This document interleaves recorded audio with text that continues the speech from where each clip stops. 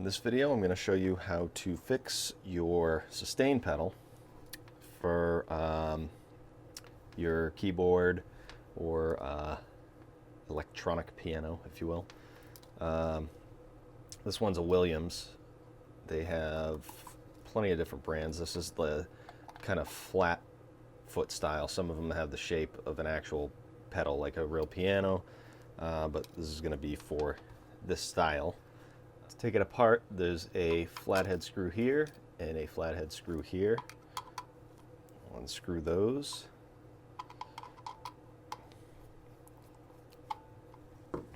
And as you take this out, there's a spring mechanism in here, so you want to kind of push it down, make it easier to take these out. Move it around.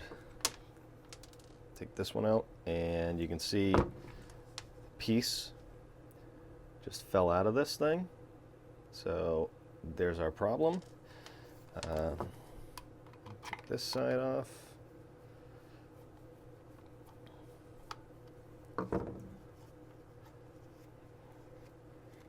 Again, hold that down so you can actually get that screw out.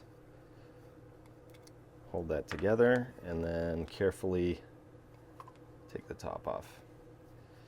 Now, this spring is loose in this model, so just remember where that went.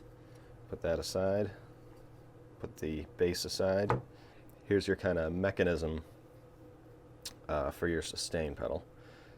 What happens is this piece of wire here pushes down onto the other one and completes the circuit, and that's what activates your sustain on your keyboard or piano. And what happened to this one is this piece actually goes like this, and when you push the pedal down, this presses against the base, and like I said, pushes against this piece, but ours obviously broke off.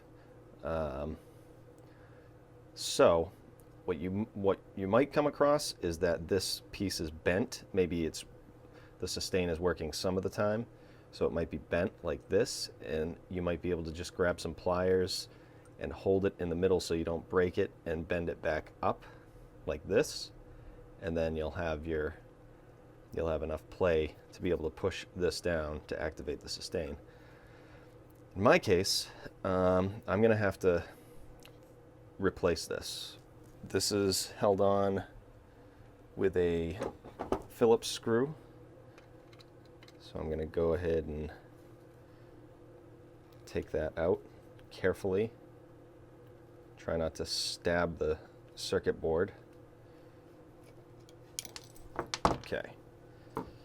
So I found something that just might work perfect, and a lot of people have them laying around the house, probably more than you want. Just a regular old bobby pin. It's metal. It's sturdy enough, but it's also got some give so it won't break anything in here. And it's just about the same length. It even has these rubber ends on them that'll push against the other piece of the metal and not scrape it up.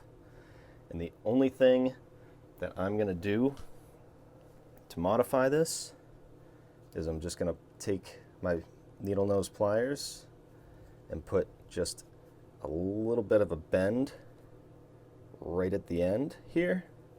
It even has a loop at the end that you can use to reattach the screw.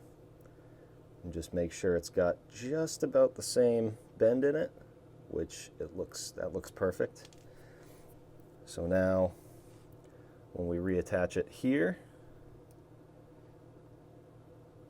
hopefully it'll push against here and complete that circuit. So let's reattach our screw. Get our screw set in here. Just like that. Our screwdriver.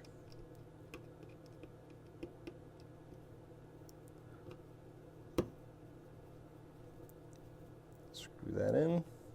Make sure it's straight where you want it to line up. Tighten that down.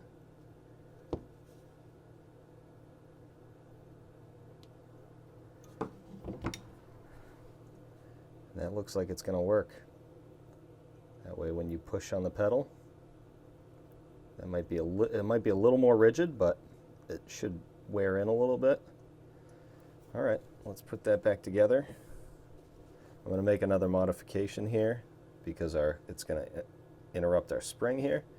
So while this is still in here, I'm going to carefully take this and bend it a little bit, just like that, so that it won't interfere with our spring.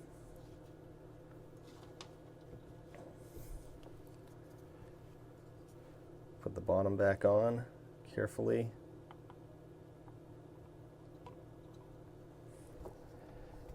Squeeze it together. Grab our flathead screws. Get them started.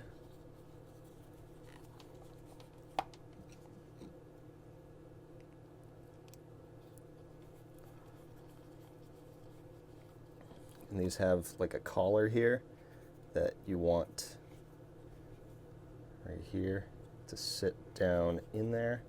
You want it to rub against the collar and not the threaded part of the screw. Tighten that down. Don't go crazy. Just a little tight. Same thing on this side.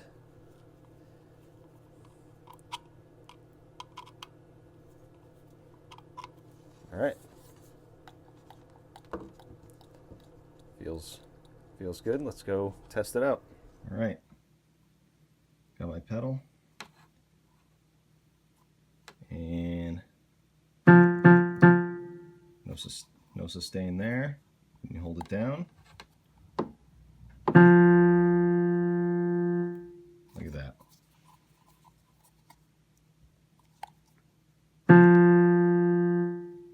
That is perfect. Wow. Down.